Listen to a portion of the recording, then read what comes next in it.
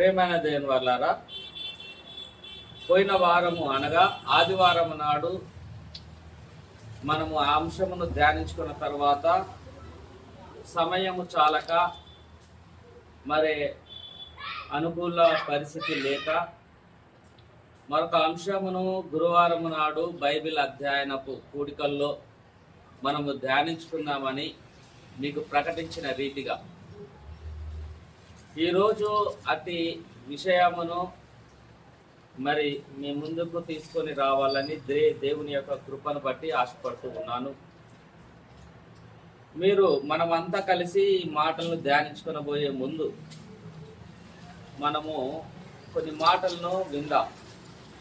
పరిశుద్ధ గ్రంథంలో ఉన్న మాటలు కొంతమంది బోధకుల ద్వారా ఎలా అపార్థం చేయబడుతున్నాయో, మరి ఎలాంటి సందేశం ఇస్తున్నాయో మనము విందాం.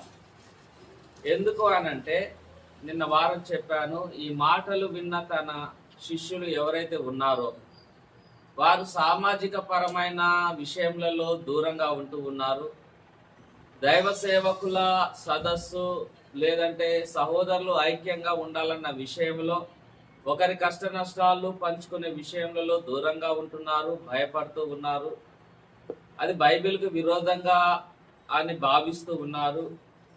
మరి ఇలాంటి తప్పుడు సమాచారం వారి మధ్యలోనికి వెళ్ళినప్పుడు వారు దేవుడు మనకిచ్చినటువంటి ధన్యత ఎంత భాగ్యమైందో వారు గ్రహించక ఉన్నారు. ఎవరికి దేవుడు ఎవరికి ఎలాంటి పరిస్థితులు ఉన్నారో దేవునికి తెలుసు. భూమి అందంతటా తన ప్రజలు ఉన్నారు. భూమి అందంతటా ఒకే భాష లేదు. భూమి అందంతటా ఒకే సాంప్రదాయము లేదు. భూమి అందంతటా ఒకే రకమైన చట్టము లేదు. వివిధ పరమైన సాంప్రదాయాలు, వివిధ పరమైన రాజకీయ పరిస్థితులు, వివిధ పరమైన ప్రభుత్వాలు, వివిధ పరమైన భాషలు సమస్తము ఇమిడి ఉన్నవి భూమి మీద. ఎవరు ఏ ప్రాంతంలో ఉన్నా, ఏ సాంప్రదాయాల్లో ఉన్నా, ఏ చట్టం కింద ఉన్నా, ఏ ప్రభుత్వం కింద ఉన్నా వారందరూ దేవుని ప్రజలే. ఎవరు ఎక్కడ ఉండాలనో, ఎవరు ఎక్కడ పుట్టాలనో అది దేవుని చిత్తానుకూలంగానే జరుగుతుంది. నజరేయుడైన యేసుక్రీస్తు ప్రభు నజరేతులో పుట్టాలని, యెరూషలేములో పుట్టాలని రాయబడిన ఆయన చిత్తమును నెరవేర్చుకున్నాడా లేదా? న్యాయాధిపతులు వారి కాలంలో వారి మధ్య పంపించిన వాడు దేవుడా కాదా? కాబట్టి ఈ తరంలో ఇక్కడ మనం ఉన్నామంటే దేవుని సంకల్పంను బట్టి ఇక్కడ మనం ఉన్నాం.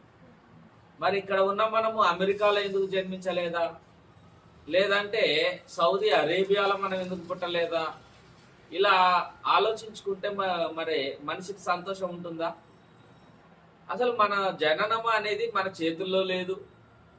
మన మరణం కూడా మన చేతుల్లో లేదు. కాబట్టి దేవుడు ఎప్పుడైనా ఎక్కడైనా తన మాటలు చెబుతున్నాడంటే యావత్ భూమికి సంబంధించింది ఉంటుంది. కానీ ధర్మశాస్త్రం మాత్రము యావత్ భూమికి, యావత్ ప్రజలకు సంబంధించిందా? తన ప్రజలైన ఇశ్రాయేలీలను కేవలము వారిని జ్యేష్ఠ కుమారులుగా భావించి దేవుడిచ్చినటువంటి ఒక ధర్మశాస్త్రం, విధి, అది ఇశ్రాయేలుకే పరిమితం చేయబడింది కానీ అన్ని జనులకు అది పరిమితం చేయబడలేదు. క్రొత్త నిబంధన ఎవరికి పరిమితం చేయబడింది అంటే అన్ని జనులకు కాదు, సంఘంలోనికి వచ్చిన వారికి మాత్రమే క్రొత్త నిబంధన చట్టం వర్తిస్తుంది. కానీ సంఘంలోనికి చేరబడని వారికి క్రొత్త నిబంధన చట్టము వర్తించదు.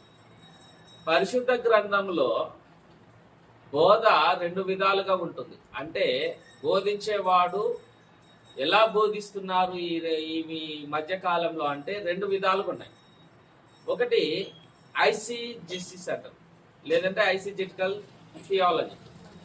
ఈ ఐసీజీసీస్, ఎక్సీజీసీస్ అనే బోధలు ఉంటుంది. ఐసీజీసీస్ అంటే పరిశుద్ధ గ్రంథంలో ఒక వచనం నేను చదువుతాను, పరిశుద్ధ గ్రంథంలో రాయబడినటువంటి వచనమును నేను చదివినప్పుడు రాసింది ఎవరు, ఎవరికి రాశారు అనే విషయాన్ని నేను చెప్పాలి. ఎందుకు రాయవలసి వచ్చిందనే విషయాన్ని నేను చెప్పాలి. అలా అప్పుడు ఉన్న పరిస్థితులు ఏందనేది నేను చెప్పాలి. అంటే రాసిన వాని ఉద్దేశమును మాత్రమే నేను మీకు తెలియజేయాలి. అలా తెలియజేయకపోకుండా నా ఉద్దేశమును మాత్రమే, అంటే పరిశుద్ధ గ్రంథంలోని వాక్యమును చదివి ఆ వాక్యమును చదవడము నా ఉద్దేశాన్ని కలిపి బోధియడం. దాన్ని ఏమంటారు అంటే వాక్యమును వక్రీకరించడం అని అంటారు. ఏమంటారు? వాక్యమును వక్రీకరించడం అంటే నా సొంత భాష్యమును చెప్పడం అవుతుంది. పరిశుద్ధాత్మ ఏదైతే తెలియజేయాలనుకుందో అది ఆపేసి పరిశుద్ధ లేఖనంలోని వచనమునకు నా సొంత భాష్యమును నా సొంత వ్యాఖ్యానమును చెప్తే దాన్ని ఐసిజిసిస్ అంటారు. ఎక్సిజిసిస్ అంటే పరిశుద్ధ గ్రంథంలో రాయబడిన వాక్యమును మీకు చదివి బోధించాను అంటే ఎవరు రాశారు, ఎందుకు రాశారు, ఏమి చెప్పాలనుకుంటున్నారని రాసినటువంటి గ్రంథకర్త యొక్క ఉద్దేశమును మాత్రమే చెప్పడం జరుగుతుంది, కానీ నా సొంత భాష్యం చెప్పడం కాదు. కాబట్టి ఐసిజిసిస్ ఎక్సిజిసిస్ కి తేడా తెలవకుండా ఒక్కోసారి తప్పిపోతూ ఉన్నారు చాలా మంది. ఉదాహరణకు ప్రియమైన దేవుని వల్లరా, ఇక మనము ఆలోచనలోనికి వెళ్దాము, ధ్యానంలోనికి వెళ్దాము. మీరు విన్నట్టుగా కోర్టులకి కేసులకు వెళ్ళేది కాదు క్రైస్తవ సమాజము అని చెప్పారు. మరొకటి, ఒకడు ఒక చెంప కొడితే మరొక చెంపను చూపించాలి, ఒకడు పై వస్త్రం నీ అంగీని తీసుకుంటే పై వస్త్రమును కూడా ఇవ్వాలి అని అన్నాడు. ఇంకొకటి, నన్ను వెంబడించడం అంటే ఆలోచించుకొని రండి, నన్ను వెంబడించడం అంత సులువైన పని కాదు అని చెప్పేసి లూకాసు వార్త 14:26లో అన్నదమ్ములను అక్క చెల్లెలను తన ప్రాణమును కూడా ద్వేషించకుంటే వాడు నాకు పాత్రుడు కాదు అని అన్నాడు. కాబట్టి వారందరినీ ద్వేషించాలని చెప్పేసి అంటున్నాడు. మరి ఇప్పుడు మనము వాక్యంలోనికి వెళ్ళి పరిశీలించుద్దాం. ఏమని అంటున్నాడంటే, మొదటిగా అన్నదమ్ములను ద్వేషించకుంటే వాడు నాకు పాత్రుడు కాదు అని అన్నాడు. లూకాసు వార్త మనం తెచ్చి చూద్దాము. లూకాసు వార్త 14వ అధ్యాయము 26వ వచనం. ఎవడైనను నా యొద్దకు వచ్చి తన తండ్రిని, తల్లిని, భార్యను, పిల్లలను, అన్నదమ్ములను, అక్కా చెల్లెండ్రను, తన ప్రాణమును సహా ద్వేషింపకుంటే వాడు నాకు శిష్యుడు కానేరడు అని అంటున్నాడు. ఈ మాటలు ఎవరు చెబుతున్నారు? స్వయంగా యేసుక్రీస్తు ప్రభు చెబుతున్నటువంటి మాటలు. నన్ను వెంబడించాలి అని అనుకుంటే వాడు ఏం చేయాలి?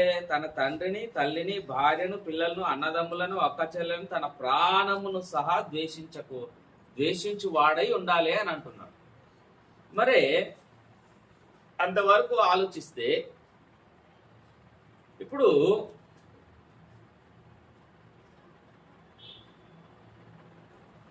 మనము ఒక మాట చూద్దాము. తల్లిని ద్వేషించాలి, తండ్రిని ద్వేషించాలి అంటే తన కుటుంబాన్ని ద్వేషించాలి అని యేసుక్రీస్తు ప్రభు చెబుతున్నాడు. మరి ద్వేషించడం అంటే ఏంటి? నిజంగా ద్వేషించడమా? ద్వేషించడం అంటే ఏంది? ప్రేమించమని చెబుతున్న యేసుక్రీస్తు ప్రభు ద్వేషించమని ఎందుకు చెప్తాడు? యేసుక్రీస్తు ప్రభు ప్రేమించమని చెప్తాడా, ద్వేషించమని చెప్తాడా? మరి ఇప్పుడు ఇక్కడ నన్ను అనుసరించాలంటే తన తల్లిని, తండ్రిని, తన స్నేహితులను, తన అన్నదమ్ములను, అక్క చెల్లెలను, తన ప్రాణమును కూడా ద్వేషిస్తేనే నన్ను వెంబడించాలి అంటే ఇక్కడ ద్వేషించడము అని అంటే నిజంగా ద్వేషించడం అని కాదు కదా. ద్వేషించడము అని అంటే యేసుక్రీస్తును వెంబడించేవారు యేసుక్రీస్తుకి ఇచ్చినటువంటి ప్రభు క్రీస్తు మార్గమునకు ఇచ్చినటువంటి ప్రాధాన్యత ఏదైతే ఉందో దానికి సమాంతరమైన ప్రాధాన్యత నీ వారికి ఇవ్వకుండా ఉండగలిగితేనే నువ్వు నన్ను వెంబడించగలుగుతావు. ఎందుకు అనంటే ఏ ఒక్క మనుషుడు కూడా 2 పడవల మీద కాలు వేసి తన ప్రయాణమును కొనసాగించలేడు. ఏ మనుష్యుడు కూడా 2 అంటే జీవనోపాధి సంబంధమైన వ్యాపారంలో చిక్కుకొని తన యజమానుని ఎవడు సంతోషపరచడు. అందుకే ఏ ఒక్క దాసుడు కూడా 2 యజమానులకు దాసుడుగా ఉండడు, ఏ మనిషి కూడా. కాబట్టి నువ్వు లోకాని పరంగానైనా ఉండు, లేకపోతే నా పరంగానైనా ఉండు. నాకంటే ఎక్కువగా నీ తల్లినైనను, తండ్రినైనను, నీ యొక్క అన్నదమ్ములనైనను, భార్యనైనను, పిల్లలనైనను నువ్వు ప్రేమిస్తే నువ్వు నా మార్గంలో నడుచుకోలేవని చెబుతున్నాడు. ద్వేషించడము అనంటే ద్వేషించి వెళ్ళడం అనే విషయము భౌతికంగా మనం ఆలోచించకూడదు. ద్వేషించడం అని అంటే భౌతికంగా మనం ద్వేషించాలి అని అంటే ఇప్పుడు యేసుక్రీస్తును ఎన్నో విధాలుగా తప్పులు పట్టొచ్చు.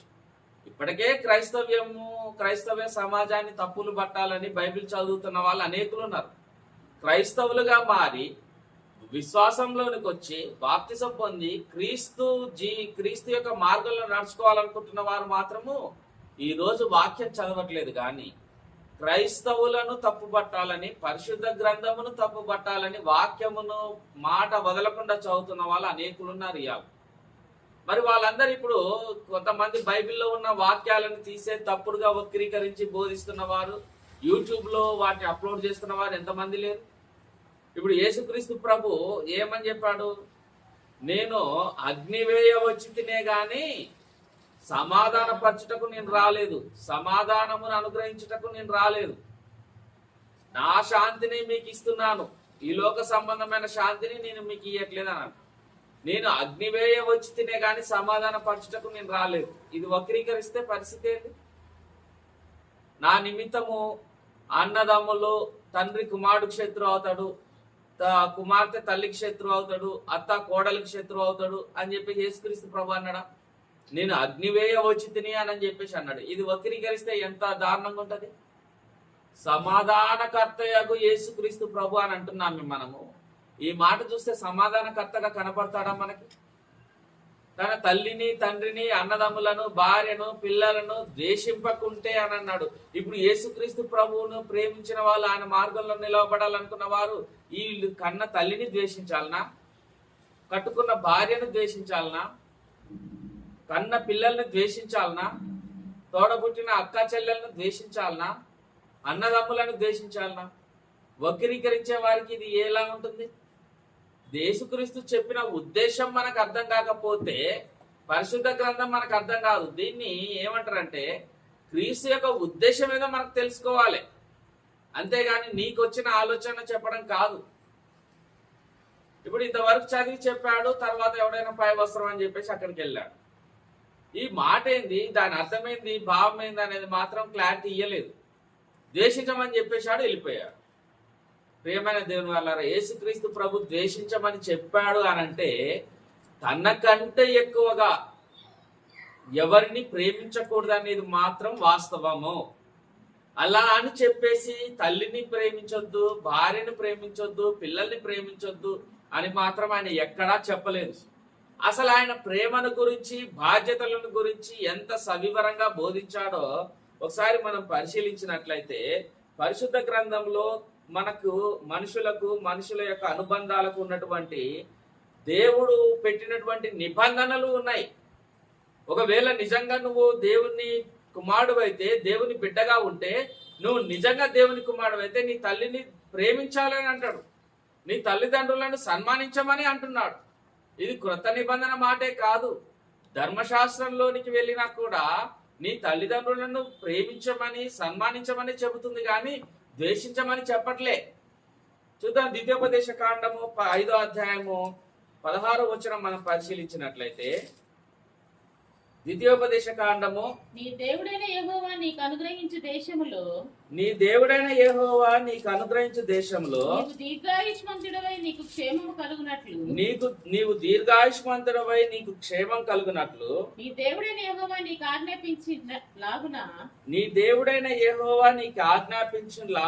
నీ తండ్రిని నీ తల్లిని సన్మానింపు. నీకు ఆజ్ఞాపించాడు. ఏమని ఆజ్ఞాపించాడు? నీ దేవుడైన యెహోవా దేవుడు ఏమని ఆజ్ఞాపించాడంటే నీ తండ్రిని నీ తల్లిని సన్మానింపారన్నాడు. ద్వేషించమన్నాడా దేవుడు? ద్వేషించమని చెప్పలే. మరి యేసుక్రీస్తు చెప్పింది తప్ప అనంటే, నీకు వాక్యం అర్థం కాకపోతే, దేవుని ఉద్దేశం అర్థం కాకపోతే నువ్వు అసలు వాక్యాన్ని ఇలా అపార్థమే చేసుకున్న వాడు అవుతావు. నన్ను ఎవడైనాను నా మార్గమును అనుసరించిన వాడు తన తల్లిని, తండ్రిని, అన్నదమ్ములను ద్వేషింపకుంటే వాడు నా వాడు కాడన్న మాట ప్రభు యొక్క ఉద్దేశం వేరు. కానీ దేవుడు ఏం చేయించాడు, ఏం రాయించాడు? నువ్వు దీర్ఘాయుష్మంతుడగునట్లు నీ తండ్రిని, తల్లిని సన్మానింపమని రాయించాడు. ఇప్పుడు చెప్పండి, దేవుడు తన తల్లిదండ్రులను ద్వేషించమని చెప్పాడా, సన్మానించమని చెప్పాడా? సన్మానించమని చెప్పాడు. నా మార్గంలో మీరు నడిస్తే వాళ్ళందరినీ ద్వేషించు, వాళ్ళందరినీ ద్వేషించకుంటే నువ్వు నా మార్గంలోకి రావనంటే అది భౌతికంగా తీసుకోకూడదు. యేసుక్రీస్తు మార్గమును అనుసరించాలి అనంటే ఆ మార్గంలో నడిచేటప్పుడు ఎన్నో అభ్యంతరాలు వస్తాయి. సామాజికంగా వస్తాయి, కుటుంబ పరంగా వస్తాయి, ఆర్థిక పరంగా వస్తాయి, సామాజికంగా ఆరోగ్య పరంగా కూడా వస్తాయి. నేను క్రీస్తు మార్గంలో నడుచుకోవాలనుకుంటున్నాను. నేను ఇప్పుడు కొండల్లోనికి, కోయ ప్రాంతానికి, అడవి జాతి ప్రాంతానికి వెళ్ళి అక్కడ వాక్యం బోధించాలనుకుంటున్నాను. పోయిన నేను తిరిగి రాను, వస్తానో రానో నాకే తెలియదు. ఆ విషయం చెప్పిన నా భార్య ఏమంటుంది? వెళ్ళమంటదా, హ్యాపీగా వెళ్ళరా అని అంటదా, లేకపోతే ఆగమంటదా? అక్కడికి కోయ ప్రాంతానికి వెళ్ళి మిషనరీస్, ఫారెన్ లో ఉన్నటువంటి మిషనరీస్ అక్కడనే చనిపోయారు. వాళ్ళని చంపేశారు అక్కడ. వీళ్ళు వచ్చి వాక్యం చెప్దాం అనుకున్నారు, వాళ్ళని తీసుకుపోయి వాళ్ళ దేవతలకు బలిచ్చేశారు. వాళ్ళ మాటలు వినలేదు. కొన్ని గల్ఫ్ కంట్రీస్ ఉంటాయి, కొన్ని ప్రాంతాలు ఉంటాయి, అక్కడ క్రీస్తు వాక్యం చెబితే చంపేస్తారు. అలాంటి ప్రాంతాలకు వెళ్ళి వాక్యం చెప్పాల్సి వచ్చింది అనుకో, తన భార్య పంపించగలుగుతుందా? తన తల్లి పంపిస్తుందా? తండ్రి వెళ్ళమని చెప్తాడా? పిల్లలు చెబితే విషయము పిల్లలు భయపడతారా? భయపడరా? ఇప్పుడు యేసుక్రీస్తు ప్రభు ఏం చెప్పాడు? లూకాసు వార్త మళ్ళొకసారి తీయండి, 16:26, 14:26. లూకాసు వార్త 14:26 వచ్చిన అది పట్టుకునే ఉండాలి మీరు. ఎవడైనా నా యొద్దకు వచ్చి 14:26 లూకాసు వార్త. జనసమూహంలో ఆయనతో కూడా వెళ్ళుచున్నప్పుడు ఆయన వారి తట్టు తిరిగి, ఎవడైనా నా యొద్దకు వచ్చి తన తండ్రిని, తల్లిని, భార్యను, పిల్లలను, ఎవడైనాను నా యొద్దకు వచ్చి తన తండ్రిని, తల్లిని, భార్యను, పిల్లలను, అన్నదమ్ములు, అక్కజల్లను, తన ప్రాణమును సహా ద్వేషింపకుంటే వాడు నా శిష్యుడు కానేరాడు. యేసుక్రీస్తు ప్రభుకి శిష్యుడుగా ఉండాలి అనంటే ఆయన ఏమంటున్నాడు? వీళ్ళందరినీ ద్వేషించాలి, తన ప్రాణమును కూడా ద్వేషించాలి. ఇప్పుడు నేను యేసుక్రీస్తు ప్రభు శిష్యుడిగా ఉండాలనుకుంటున్నాను. నాకు భార్య ఉంది, నాకు తల్లి ఉంది, నాకు పిల్లలు ఉన్నారు, అక్క చెల్లెలు ఉన్నారు, అన్నదమ్ములు ఉన్నారు. ఇప్పుడు నేను ఇక్కడ ప్రాంతంలో, సుందరనగర్ ప్రాంతంలో ఉండి మిర్యాలగూడ ప్రాంతంలో సేవ చేస్తున్నా కాబట్టి అందరు నావాలే, నాకు ధైర్యం ఉంటుంది. ఎవరైనా నాకు ఆ మీదకి దాడి వచ్చినప్పుడు 10 మంది నాకు సహాయం వస్తారు. ఇప్పుడు నేను తట్టాబుట్ట బ్యాగు చదురుకొని ఏ గుజరాత్ లేదంటే ఏదో హిందూ ప్రభుత్వం ఉన్న చోటుకు వెళ్తున్నా, మతపరమైన ప్రదేశానికి వెళ్తున్నా. ఇప్పుడు వెళ్తున్నా, నేను మరలా తిరిగి వస్తానన్న నమ్మకం లేదు. ఈ నైట్ ని బయలుదేరితే ఇదే నా చివరి చూపేమో, నా తల్లిని చూడడానికి, నా భార్యని, నా పిల్లల్ని, నా అక్క చెల్లెల్ని. ఇప్పుడు వాళ్ళు క్షేమంగా నన్ను పంపిస్తారా సంతోషంగా? ఇప్పుడు అక్కడికి పోతే నువ్వు చచ్చిపోతావు, నీ భార్య మౌన్ చూడు, నీ పిల్లల మౌన్ చూడు, వాళ్ళ బతికేం కావాలని చెప్పేసి మా అమ్మ ఏడుస్తుంది. ఇప్పుడు వారి కోసం నేను ఆ దేవుని పని ఆపడం కరెక్టేనా? నీ ప్రాణం మీదకి ఎందుకు అయ్యో తెచ్చుకుంటావు అని చెప్పేసి అని అన్నారు అనుకో. ఇప్పుడు నా దేవుని సేవ కంటే నేను నా ప్రాణం ఎక్కువగా ప్రేమించడం సరైందేనా? ఇది ద్వేషించడం అంటే. అంటే యేసుక్రీస్తు ప్రభు ఈ లోకానికి వచ్చాడు, తన తండ్రి అంటే పరలోకమందు నా దేవుని చిత్తమును నెరవేర్చడానికి వచ్చినప్పుడు తన ప్రాణమును నిలబెట్టుకున్నాడా, పోగొట్టుకున్నాడా? యేసుక్రీస్తు సాక్షులుగా ఆయన శిష్యులు ఎవడైనను అని అన్నాడు, ఎవడైనను నాకు శిష్యుడిగా ఉంటే నా యొద్దకు వచ్చి తన ప్రాణమును సహా ద్వేషించని వాడంటే వాడు నా శిష్యుడు కానేరడు అని ఉంది. యేసుక్రీస్తు ప్రభు శిష్యులే కదా అపోస్తలు. యేసుక్రీస్తు ప్రభు యొక్క శిష్యులైన అపోస్తలు మరి వారి ప్రాణమును ద్వేషించిన వారా, ప్రేమించుకున్న వారా? ద్వేషించిన వారు కాబట్టే వారి ప్రాణమును క్రీస్తు కంటే ఎక్కువగా ప్రేమించిన వారు కాదు కాబట్టే హతసాక్షులుగా మిగిలిపోయారు. ద్వేషించడం అంటే క్రీస్తు కంటే ఎక్కువగా నువ్వు తల్లిని కూడా ప్రేమించకూడదు. ఎందుకు? క్రీస్తు ప్రభు తన ప్రాణమును పెట్టి నిన్ను కొన్నాడు. క్రీస్తు యేసు ప్రభు నిన్ను సృజించిన వాడు. క్రీస్తు యేసు ప్రభు మరణించిన నిన్ను తిరిగి బ్రతికింప చేయగలిగిన వాడు. క్రీస్తు యేసు ప్రభు మొదటి మరణము నుండి నిన్ను రక్షించగలిగేవాడు, రెండో మరణం నుండి కూడా నిన్ను రక్షించగలిగేవాడు. ఈ శక్తి సామర్థ్యము మనల్ని కన్న తల్లికి గాని, తండ్రికి గాని, తోడబుట్టిన వారికి గాని, ఎవరికి గాని లేదు. ఇప్పుడు మనము ప్రేమిస్తుంది యేసుక్రీస్తు ప్రభువును, ప్రేమిస్తుంది అంత ఘనంగా. ఎందుకంటే అంత ఘనంగా మన కొరకు పని చేసే వాళ్ళు, మన కొరకు త్యాగం చేసిన వాళ్ళు కూడా లేరు. యేసుక్రీస్తు ప్రభు కంటే ఎక్కువ త్యాగం నా తల్లి చేసిందా, నా భార్య చేసిందా, నా పిల్లలు చేసిరా, పోనీ నా తోడబుట్టిన వాళ్ళు చేసిరా? నేను మరణిస్తే ఏడ్చే వాళ్ళే కానీ నన్ను మరణం నుండి తప్పించగలిగే శక్తి వాళ్ళకుందా? ఇప్పుడు శ్రేష్టమైన వాని పాదాల దగ్గరను నేను ఆశ్రయిస్తున్నాను. అది మంచిదా చెడ్డదా? మంచి మార్గమే కదా. కాబట్టి శాశ్వతమైన వాటి కొరకు పరిగెడుతున్నాను నేను, అశాశ్వతమైన వాటి కొరకు ఆగిపోవడం సరైందా? ఈ రోజు నా భార్య పిల్లల కొరకు నేను ఆగాను అనుకో, నా తల్లిదండ్రుల కొరకు నేను ఆగాను అనుకో, ఎంతకాలం ఉంటారు వారైనా నాతోటి? నా భార్య అయినా ఎంతకాలం ఉంటుంది? దేవుడు ఎవరిని ఎప్పుడు పిలుచుకుంటాడు? వ్యర్థముగా నా పరుగు ముగిస్తే దేవుని దగ్గర నేను నిలబడగలుగుతానా? వ్యర్థముగా ఈ దేవుడిచ్చిన ఆయుష్కాలమును నా భార్య పిల్లల కొరకు, తల్లిదండ్రుల కొరకు, ఆస్తి సంపాదన కూర్చుకోవడానికి మాత్రమే నేను వినియోగిస్తే దేవునికి శిష్యుడిగా నేను పిలువబడగలుగుతానా? కాబట్టి యేసుక్రీస్తు చెప్పిన ఉద్దేశం ఆయన అర్థం చేసుకోవాలి. అంతేకాని ఇక్కడ మాట చెప్పేసి అది దాటేసి వెళ్ళిపోయాడు మన బోధకుడు. ఇక్కడ అది సరైన పద్ధతి కాదు, రాంగ్ ఇన్ఫర్మేషన్ వెళ్ళిపోతుంది. కాబట్టి ఇక్కడ యేసుక్రీస్తు ప్రభు ఏమన్నాడు? తనకంటే తన శిష్యుడిగా ఉండాలనుకుంటే వీడిని ద్వేషించమని అని అంటే అర్థము ద్వేషించమని కాదు, ఆయన కంటే ఎక్కువగా ప్రేమించకూడదు. ఎందుకు? నీ కొరకు ప్రాణం పెట్టిన వాడిని నేను, మరణం నుండి నిన్ను రక్షించగలిగిన వాడిని నేను, నిన్ను చనిపోయినను బ్రతికి నా యందు ఉన్నవాడు మరణించినను తిరిగి జీవించును అని జీవమును అనుగ్రహించువాడు ఆయన. కాబట్టి శ్రేష్టమైన వాని యొద్దకు వెళ్ళినప్పుడు ఈ ఆటంకాలు నాకు అడ్డే గాని అనుకూలమా? తల్లిదండ్రులనే బంధకాలు, భార్య పిల్లలనే బంధకాలు, ఇవన్నీ నాకు ఆటంకమే. కాబట్టి వాటిని ఆ పరంగా ద్వేషించాలి. కానీ ఈ నా కుటుంబంతో ఉన్నప్పుడు దేవుడు నాకు ఇచ్చినటువంటి బాధ్యతలు ఉన్నాయి. ఏంది? మనము ధర్మశాస్త్రానుకూలంగా మనం పరిశీలిస్తే ద్వితీయోపదేశ కాండము 5వ అధ్యాయం 16వ వచనం చూసినట్లయితే, నీకు ఆజ్ఞాపించలాగున నీ తల్లిని తండ్రిని సన్మానించుమా అని చెప్పేసి అన్నాడు. ఇప్పుడు చూసినవా ఎంత బాధ్యత చెప్పాడు?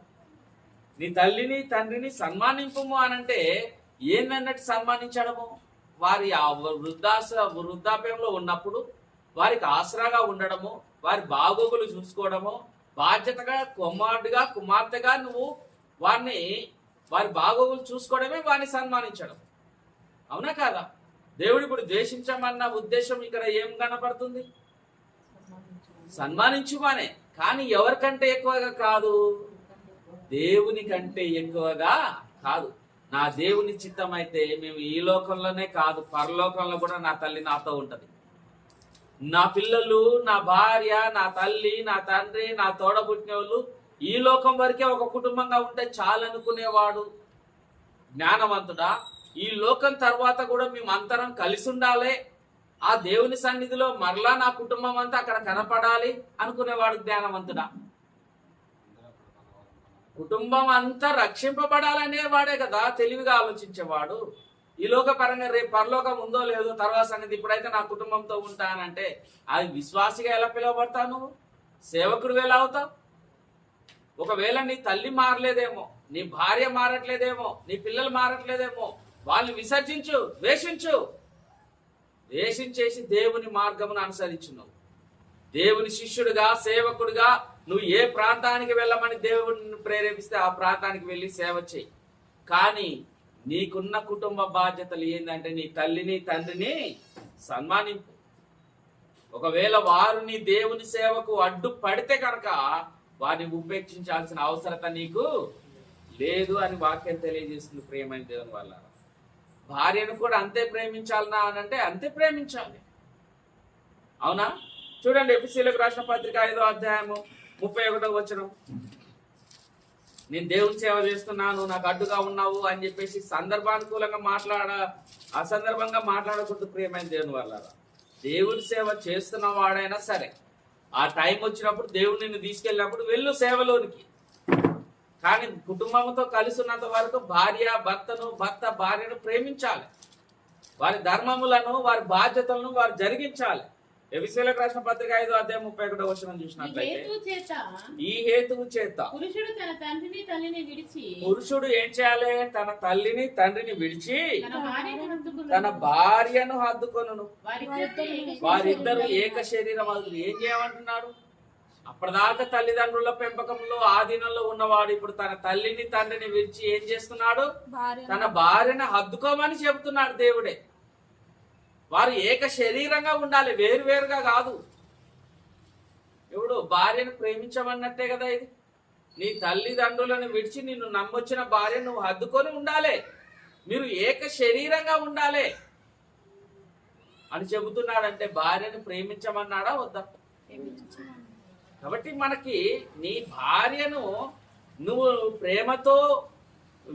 ప్రేమతో ఆమెని మనసును మార్చి దేవుని వైపు నడిపించేవాడిగా ఉండాలి. నువ్వు సేవకుడిగా, కుటుంబ యజమానిగా. భార్యకు శిరస్సు ఎవరు? భర్త. భర్తకు శిరస్సు ఎవరు? క్రీస్తు. క్రీస్తు నీకు శిరస్సు అయినప్పుడు, నీ భార్యకు నువ్వు శిరస్సు అయినప్పుడు ఆటోమేటిక్ గా నీ భార్యకు శిరస్సు ఎవరు అవుతున్నారు? క్రీస్తే శిరస్సుగా ఉంటున్నాడు. అప్పుడు ఆ క్రీస్తు నీ కుటుంబాన్ని పాలిస్తున్నప్పుడు అది దైవికమైన కుటుంబంగా పిలువబడదా? సుఖ సంతోషాలకు అందులో కొదువు ఉంటుందా? ఉండదు కదా. కాబట్టి నీ భార్యను నువ్వు ప్రేమించాలి, నీ కడుపున పుట్టిన నీ పిల్లల్ని నువ్వు ప్రేమించమని చెబుతున్నావు. నీ తల్లిని తండ్రిని సన్మానించమన్నాడు. నీ తల్లిదండ్రులను సన్మానిస్తూ వారిని, నీ భార్య వచ్చినప్పుడు నీ భార్యని హద్దుకొని మీరిద్దరు ఏక శరీరంగా ఉండమని దేవుడు చెబుతున్నాడు. మరి ద్వేషించమని అంటే ద్వేషించమనే అర్థము భౌతికంగా మనం తీసుకోకూడదు. ప్రియమైన దేవుడు వల్ల అర్థమవుతుంది కదా వాక్యము. మరొక మాట చూసినట్లయితే అసలు దేవుని సేవకుడు అయిన వాడు తన ఇంటిని మొదటిగా సంరక్షించుకోవాల్సినటువంటి బాధ్యత కలిగినటువంటి వాడై ఉన్నాడు. తన స్వకీయులను మొదటిగా సంరక్షించుకోవాల్సినటువంటి బాధ్యత కలిగిన వాడై ఉన్నాడు. అంతేకాని నా కుటుంబాన్ని విడిచి, నా భార్యని విడిచి, నా తల్లిని విడిచి, నా పిల్లల్ని విడిచి నేను ఒక్కడనే పరిశుద్ధుడిగా ఉంటా, వారిని వదిలేస్తానంటే ఇక నీ మాట నీ కుటుంబం ఏం లేదు, బయట వాళ్ళు ఎట్లుంటారు? నీ మాట నీ భార్య నీ మాటకు లోపడట్లేదు, బయట వారు ఎలా లోపడతారు? నీ తల్లే నీ మాటలు వినట్లేదు, ఇక వేరే వాళ్ళు ఎందుకు విశ్వాసాలుగా మారుతారు? నా బాధ్యత ఏంది? మొదటిగా నా స్వకీయులు, నా కుటుంబాన్ని నీ సంరక్షించుకోవాలి. ఎందులో సంరక్షించుకోవాలి? ఆహార విషయంలోనా, వస్త్ర విషయంలోనా, ఈ లోక సంబంధమైన విషయాల్లో అంటే అవి అందరు సమకూర్చుకునే వాళ్ళే, అందరు సంరక్షించుకునే వాళ్ళే. కానీ క్రీస్తులో సంరక్షించుకోవాలి సేవకుడు. ఒక సేవకుడైనా అంటే క్రీస్తు యేసునందు విశ్వాసం ఉంచిన ప్రతి ఒక్కరు సేవకులే కాదా? సేవకులా కాదా? చీకటిలో నుండి ఆశ్చర్యకరమైన వెలుగులోనికి వచ్చిన వాడు సేవకుడు, యాజకుడు అనే కదా వాక్యం చెబుతుంది. ఇప్పుడు నువ్వుగానే వాక్యము దేవునికి అద్దుకొని, క్రీస్తుకి అద్దుకొని నీ తల్లిని మర్చిపోతున్నావు, క్రీస్తులోనికి నడిపియాలని, నీ యొక్క అన్నదమ్ములను మర్చిపోతున్నావు, నీ భార్య పిల్లల్ని మర్చిపోతున్నావు, సత్యంలోనికి నడిపియాలని. ఇప్పుడు నువ్వు ఎలా సేవకుడు అవుతావు? నీ కుటుంబాన్ని మొదటగా నువ్వు దేవునిలో నిలబెట్టుకోవాల్సిన బాధ్యత నీకున్నది. నువ్వు నీ తల్లిని, తండ్రిని, భార్యను, పిల్లల్ని ద్వేషించినాను, అనుసరించానంటే వాళ్ళని వదిలేసి వెళ్ళమని కాదు. వారి కంటే ఎక్కువగా ప్రేమించకూడదు, వారిని కూడా క్రీస్తులో నడిపించమని అర్థం. వారిని కూడా దేవుని శిష్యులుగా మార్చమని అర్థం. నీ తల్లిని దేవుని శిష్యురాలుగా మార్చు, నీ తండ్రిని దేవుని కుమారుడుగా మార్చు, నీ పిల్లల్ని నీ కుమారులుగా కాదు దేవుని కుమారులుగా నువ్వు మార్చాలే. అది దేవుడిచ్చినటువంటి బాధ్యత నీకు. నీ కుటుంబాన్ని నువ్వు సంరక్షించకపోతే అసలు నువ్వు విశ్వాస పరిత్యాగం చేసి ఒక పెద్ద సన్యాసి అవుతావు, నువ్వు వ్యర్థుడు అవుతావు. అది నేను చెబుతున్న మాట కాదు. అపోస్తులైన పౌలే స్వయంగా తన శిష్యుడైనటువంటి తిమోతికి తెలియజేస్తూ ఒక పత్రిక రాస్తున్నాడు. తన మొదటి పత్రికల్లో ఏం రాస్తున్నాడు ఒకసారి మనం చూసినట్లయితే, అపోస్తులైన పౌలు తిమోతికి రాసిన మొదటి పత్రిక 5వ అధ్యాయం 8వ వచనం మనం పరిశీలించినట్లయితే,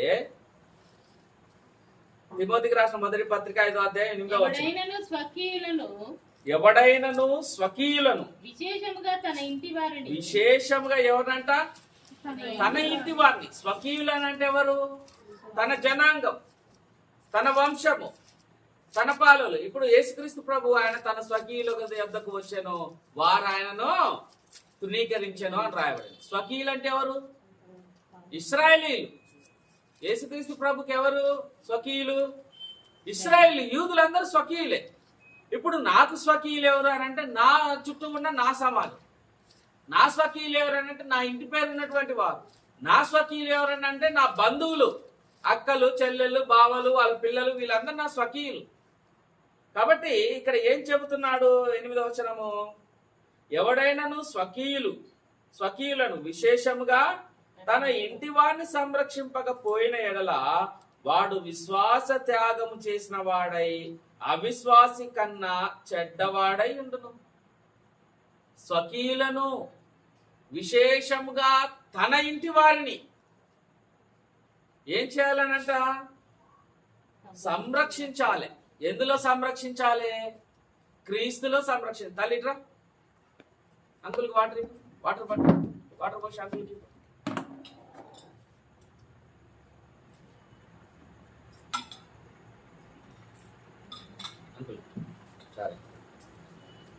ఏం చేస్తున్నాడు ఇప్పుడు?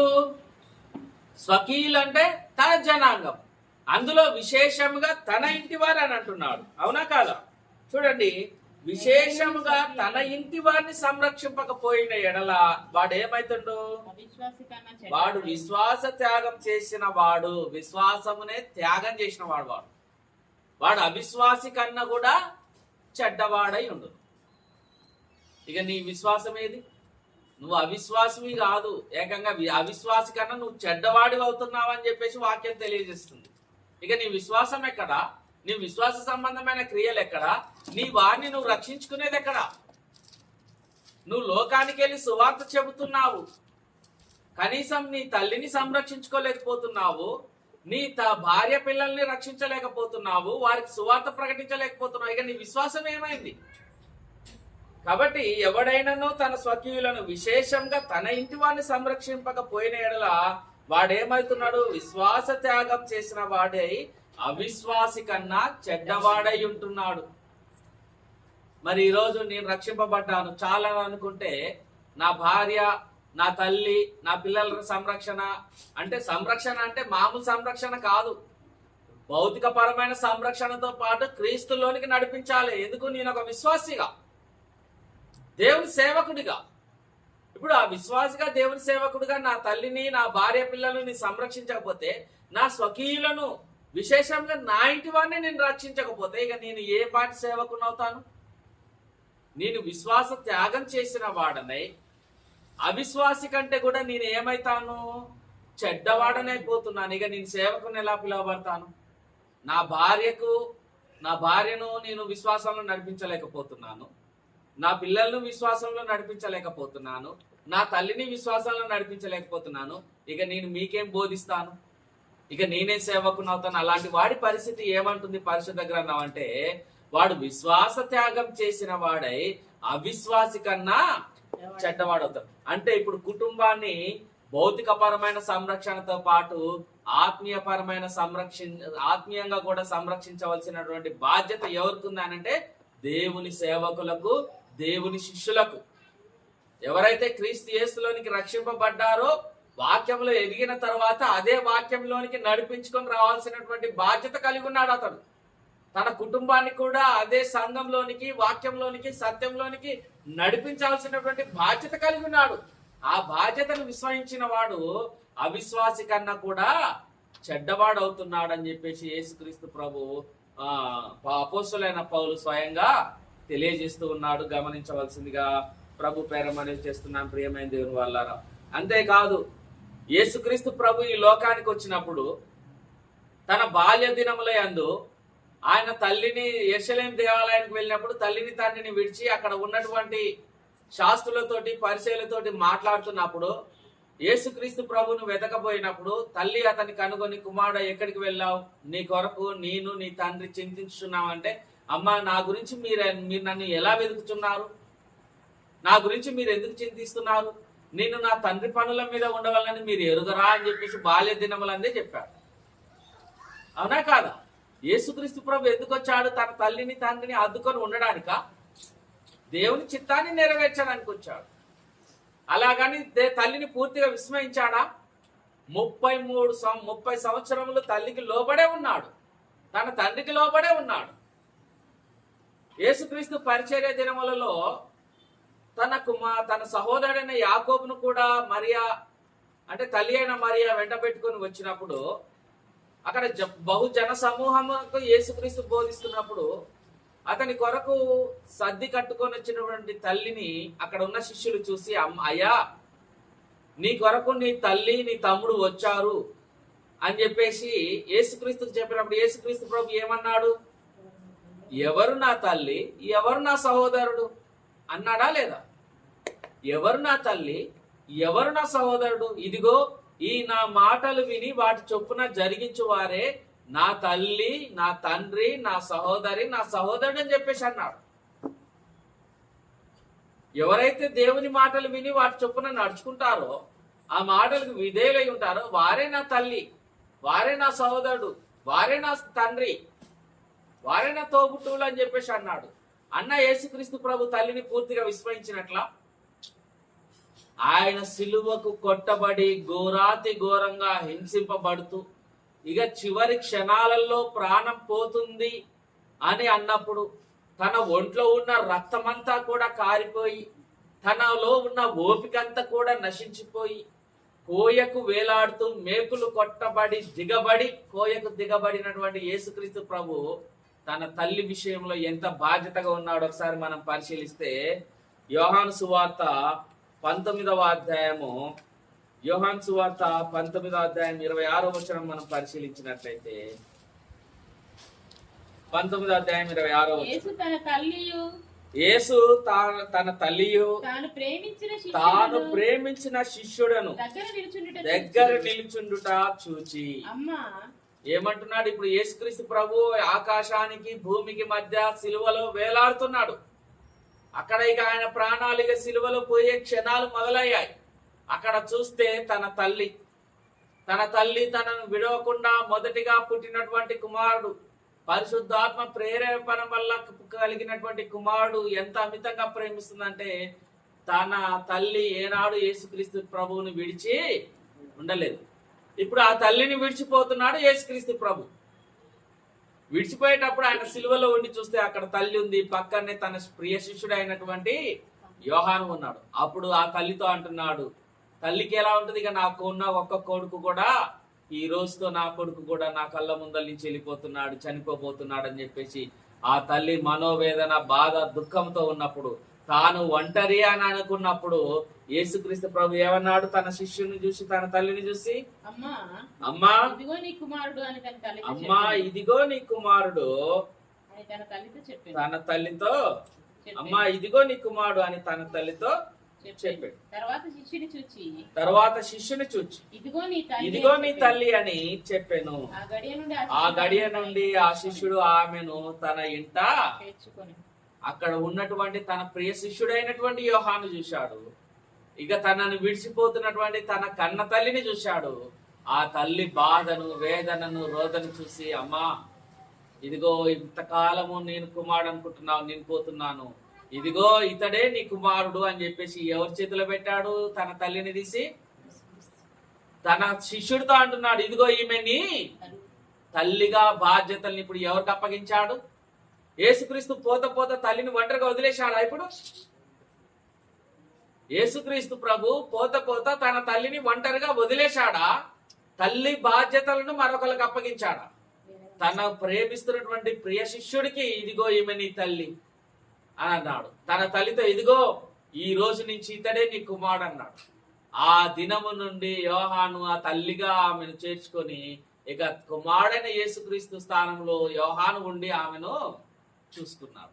తల్లిని వదిలేశాడా?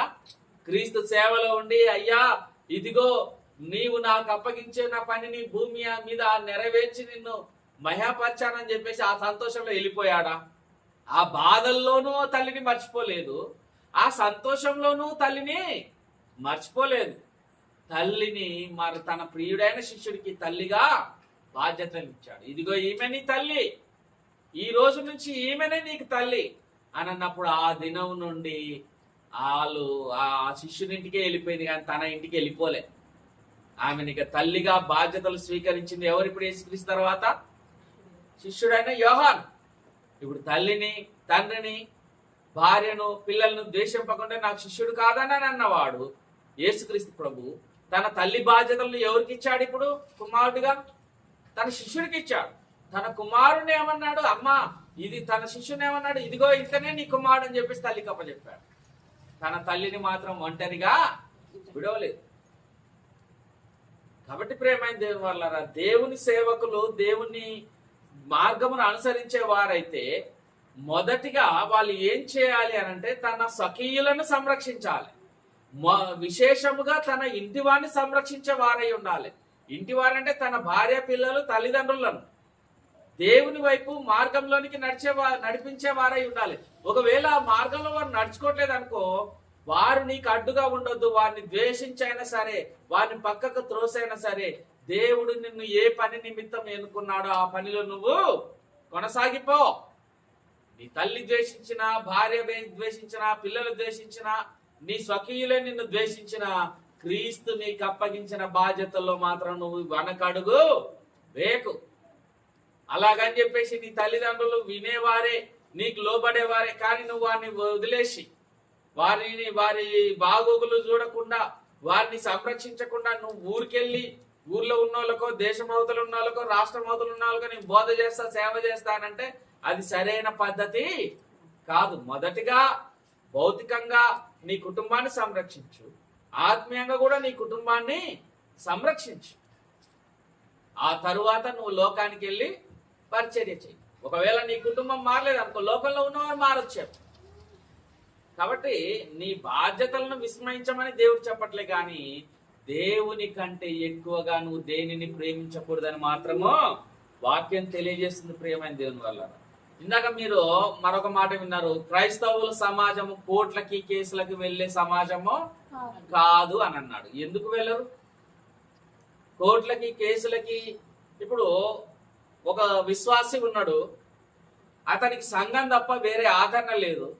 అతడు సగటు జీవి, సామాన్యుడు, అతి సామాన్యుడు, అతి మధ్య తరగతి కుటుంబీకుడు. అతడు తన కష్టార్జితం చేసుకుంటూ తన పనులలో ఏదో వెళ్తున్నాడు. సడన్ గా బైక్ యాక్సిడెంట్ అయింది, ఒకరిని గుద్దాడు అనుకుందాం.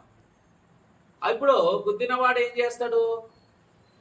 గుద్దిండు, అతన్ని పట్టుకున్నారు అక్కడ జనాలు, పోలీసు వచ్చిండు, దాన్ని తీసుకుపోయి బండిని అతన్ని తీసుకుపోయి కేసు స్టేషన్ లో పెట్టాడు. ఇప్పుడు కేసులకి కోర్టులకు పోకూడదా? ఇక మనం నువ్వు పోకున్నా వాడు తీసుకొని వెళ్తాడు. ఇప్పుడు తన సంఘస్థుడు, తన సహోదరుడు, లేదంటే తోటి సేవకుడు జైల్లో ఉన్నప్పుడు అతడు ఫోన్ చేసి, పాస్టర్ గారు నాకు ఇలా జరిగింది, నేను స్టేషన్లో ఉన్నానంటే పోవాల్సిన బాధ్యత ఉందా లేదా? ఒకవేళ అతడే సేవకుడు అనుకో, మరో పాస్టర్స్ ఫోన్ చేస్తాడు, అన్నా నేను స్టేషన్లో ఉన్నా, ఇట్లా జరిగింది అనంటే ఆ పాస్టర్ సమూహం మొత్తం ఇక ఆయన తీసుకొని స్టేషన్కి వచ్చేస్తాడు.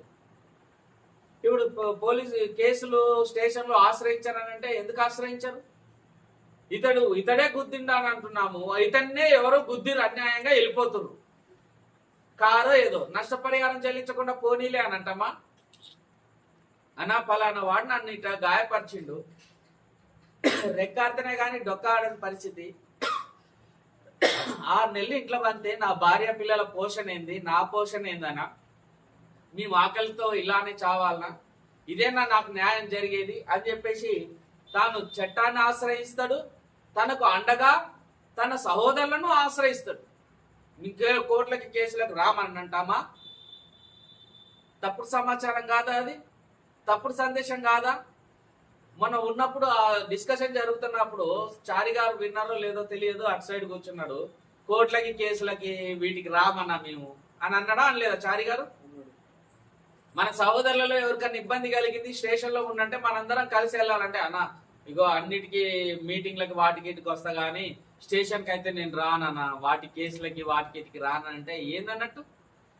ఇప్పుడు ఈ మాట వినే కదా ఇతని శిష్యుడే, ఇతని శిష్యుడు కాబట్టే ఆ మాట అన్నాడు. ఎందుకు? ఈయన ఈ మాట చెప్పాడు కాబట్టి. అది ఎంత బలంగా నాటుకుందంటే తన సంఘస్థులు స్టేషన్లో పడ్డా ఇక బోడన్నమాట, తన సహోదరులు తోటి సేవకులు స్టేషన్లో పడ్డా రాడన్నమాట. ఇప్పుడు అది అజ్ఞానం అంటారా జ్ఞానం అంటారా? పరిశుద్ధ గ్రంథం నీ జ్ఞానం కలిగించే గ్రంథమా, నిన్ను అజ్ఞానంలో ముంచే గ్రంథమా? బుద్ధిహీనులకు బుద్ధిని నేర్పే జ్ఞానం ఇది. అవివేకులకు వివేకాన్ని ఇచ్చే జ్ఞానం ఇది. ఈ గ్రంథాన్ని పట్టుకొని సేవకుడిగా ఉంటూ నువ్వు అలాంటి అజ్ఞానమైన మాటలు మాట్లాడుతున్నావు అంటే ఎంత బాధకరం అది. యేసుక్రీస్తు ప్రభు అదే చెప్పాడా? చూడండి మత్తయి సువార్త 25వ అధ్యాయం 36వ వచనం. మత్తయి సువార్త 25వ అధ్యాయం 36వ వచనం తొందరగా.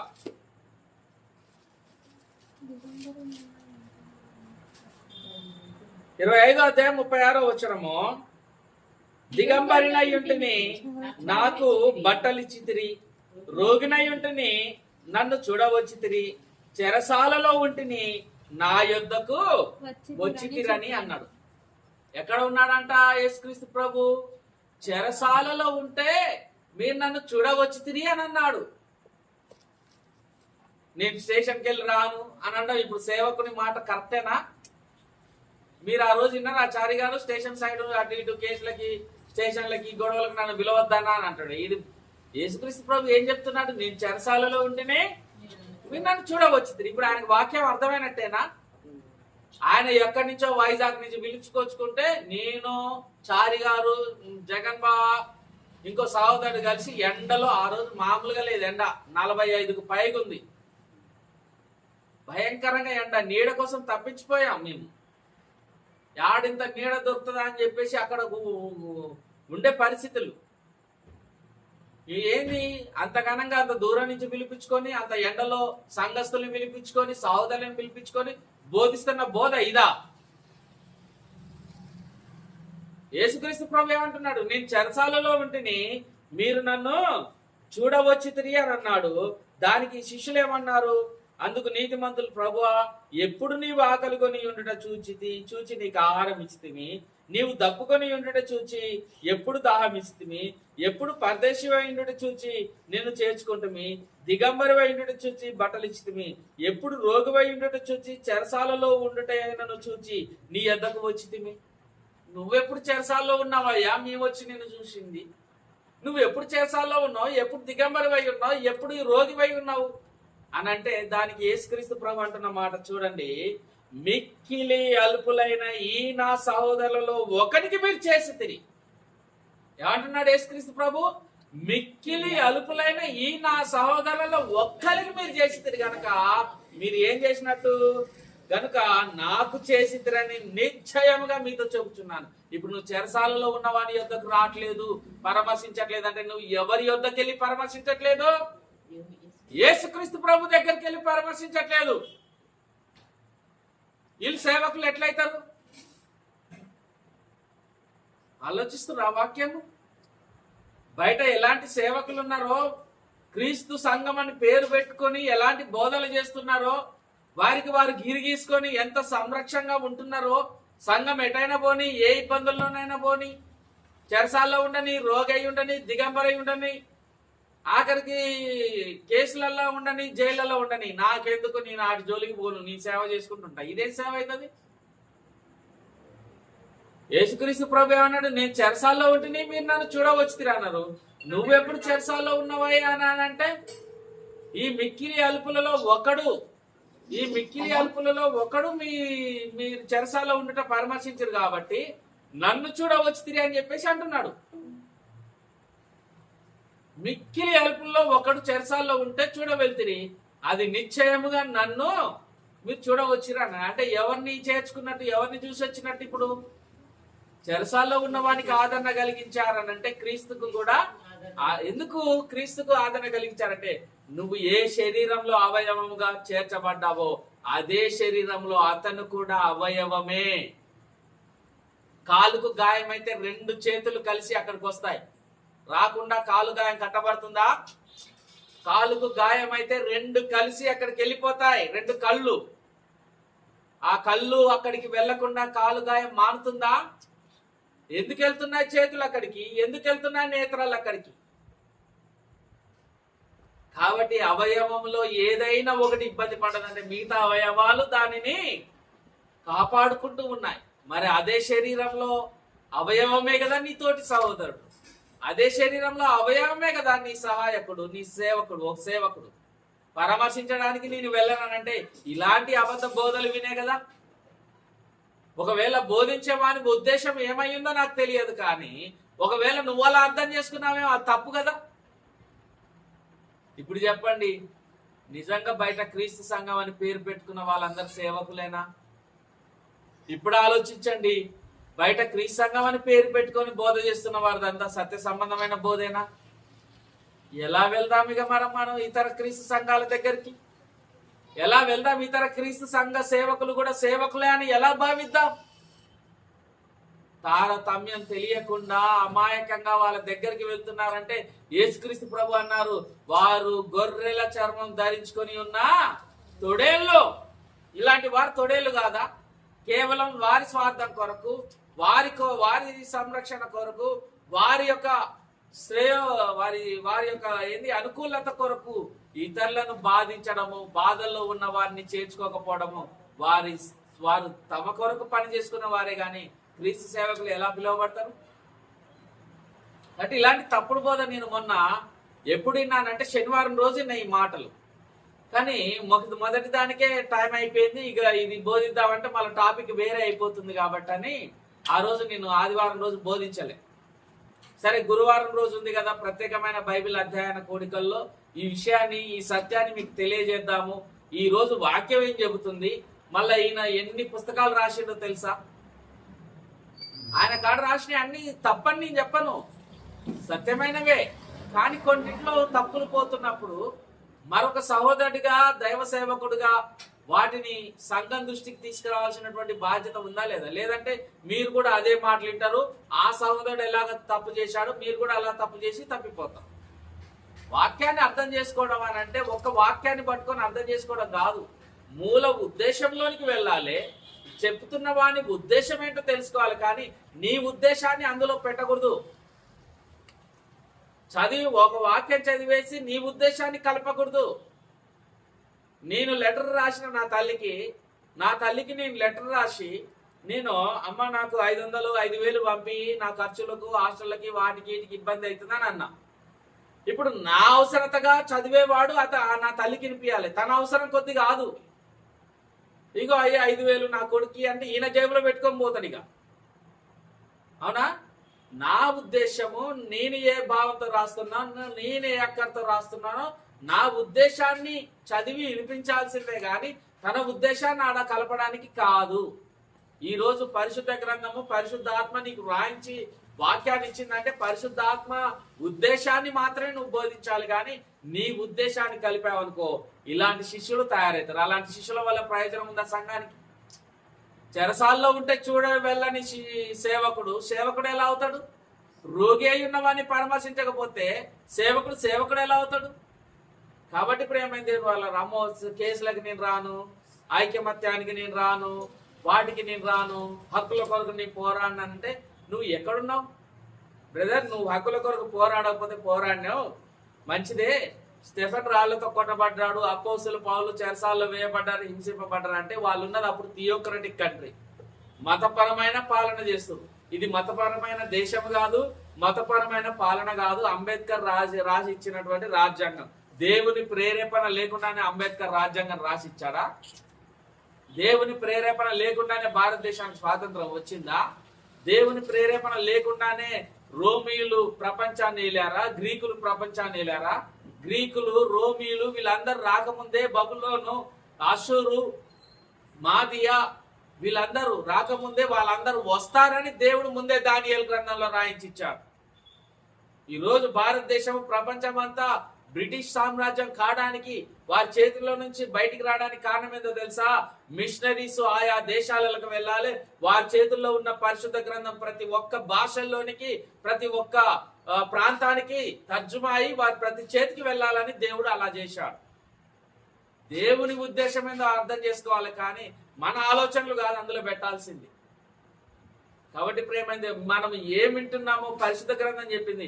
మీరు ఏమి వినుచున్నారో దాన్ని జాగ్రత్తగా పరిశీలించి చూచుకొనుడి అని అన్నాడు. వినంగానే ఆయన చెప్పాడు కాబట్టి ఆయన తిరుగులేదు. ఈయన ఇంత పెద్ద సీనియారిటీ, 40 ఏళ్ల నుంచి బోధిస్తున్నాడు. ఆయన వయసు 80 ఏళ్ళు, 90 ఏళ్ళు. ఈయన అంత పెద్ద సేవకుడు. ఎవడు పెద్ద సేవకుడు లేడు, చిన్న సేవకుడు లేడు. పెద్ద సేవకుడు చిన్న సేవకుడు అని లేదు. పరిశుద్ధ గ్రంథంలో పెద్ద ప్రవక్తలు చిన్న ప్రవక్తలు అని అంటారు. అది మనం పెట్టుకుంది. యోనా చిన్న ప్రవక్త, తర్వాత ఆమోసు చిన్న ప్రవక్త, ఓబద్య చిన్న ప్రవక్త, యెషయా, ఇర్మియా, యెహెజ్కేలు, దానియేలు పెద్ద ప్రవక్తలు. అవి అనడానికి కాదు. వాళ్ళు రాసిన మ్యాటర్ ఎక్కువ ఉంది, వీళ్ళు రాసిన మ్యాటర్ తక్కువ ఉంది, పేజీలు తక్కువ ఉన్నాయి. చిన్న వాక్యం చెప్పిన వాడు చిన్న ప్రవక్తలని, పెద్ద వాక్యాలు చెప్పిన వారు పెద్ద పేజీలు ఉన్నవారు పెద్ద ప్రవక్తలని మనం పెట్టుకున్నాం. కానీ పెద్ద ప్రవక్తలు చిన్న ప్రవక్తలు ఏమీ లేరు, అందరూ ప్రవక్తలే. ఈ రోజు సేవకులందరూ సేవకులే. అంత సీనియారిటీ ఇంత సీనియారిటీ కాదు. వాక్యాన్ని జాగ్రత్తగా పరిశీలించి చూసుకోవాల్సినటువంటి బాధ్యత నీ చేతిలో ఉంది. అతని చేతుల్లో పరిశుద్ధ గ్రంథం ఇచ్చిన దేవుడే నీ చేతుల్లోని కూడా తన పరిశుద్ధ గ్రంథం ఇచ్చాడు. అతడు చెబుతుంది వినో. విన్న నీవు అలాగున్నవో లేవో జాగ్రత్తగా పరిశీలించి చూసుకో అని వాక్యం చెబుతుంది. చూసుకోకపోతే నువ్వు దారి తప్పిపోతావు. అది నీ అసమర్థత అవుతుంది. కాబట్టి బోధించే బోధకుడు చెబుతున్న బోధ నిందాము, అది ఎంతవరకు సరైనదిగా ఉన్నదో లేదో మనం పరిశీలించి చూసుకుందాం. దేవుడి మాటలను మన హృదయంలో ఫలింపచేయును గాక.